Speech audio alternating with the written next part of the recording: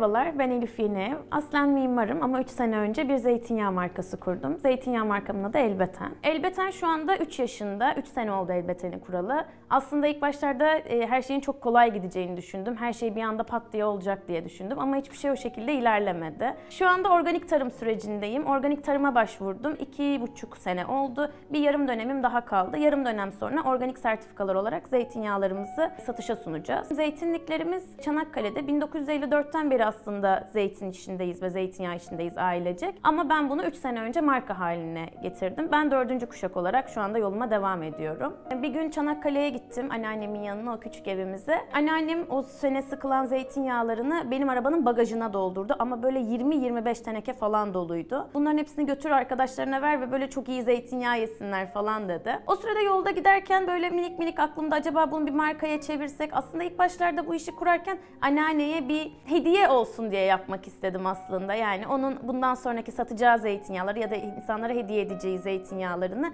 bir etiketli bir şekilde versin istedim. Bunun ardından nasıl bir yol izleyebileceğimi araştırdım, öğrendim. Zeytinyağı hakkında ve zeytin hakkında bilir kişilere, bilen insanlara danıştım ve sordum. Onlar da bana bir analize göndermemi ve değerleri gördükten sonra bu yola başlayabileceksen başlamam gerektiğini söylediler. Analiz sonuçlarımız da çok iyi geldiği için böyle bir sürece başladım. Geçmişe dönüp kendime vereceğim tavsiyeyi sorarsanız eğer, asla pes etmemem ve gerçekten kaliteli ve düzgün bir iş yapmaya çalışıyorum her zaman. Çok detaycıyım. Çok detaycı olmaktan bazen çok zorlanıyorum. Her şeyin en iyisi ve en güzeli olsun istiyorum. Tabii bu da beni çok yoruyor ve çok maliyetli bir şekilde meydana çıkıyor. O yüzden çok detaycı olmadan, çok takılmadan, çok pes etmeden yola devam etmelisiniz kesinlikle. Her sabah yataktan kalktığımda gerçekten çok isteyerek gidiyorum işe. Çok mutlu oluyorum. Sipariş geldiğinde gerçekten inanılmaz mutluyum. İnançla, pozitiflikle ve pes etmeden yolunuza devam ettiğiniz sürece ve gerçekten azimle çalıştığınız sürece bence başarılmayacak hiçbir şey yok. Elbeten'in başarısını da buna borçluyum. İşi bırakmak istediğim bir an mutlaka oldu. Bazen sipariş gelmiyor, bazen o ay gerçekten zorlanıyorum veya para alamıyorum ama hiçbir zaman pes etmemek gerekiyor. Bunu tam olarak 2 gün önce yaşadım buraya gelmeden önce. 2 gün önce sabah uyandım ve böyle bütün gecem çok uykusuz geçti çünkü bir sürü ödemelerim var. Dedim ki artık bu iş olmuyor, herhalde yürümeyecek, bu ay çok zorlandım falan dedim. Ama sonra gerçekten böyle bir anda